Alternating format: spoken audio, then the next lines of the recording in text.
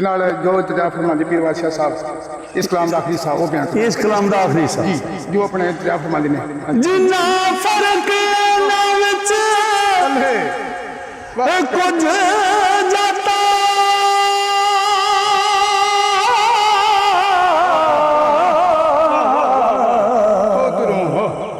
ओ तुरों हजूर दे बेशक गंदड़े नी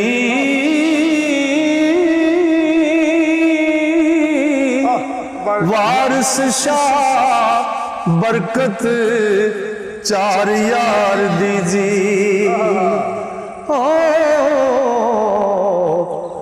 रब्बा रख ली फैल जो मंदड़े नी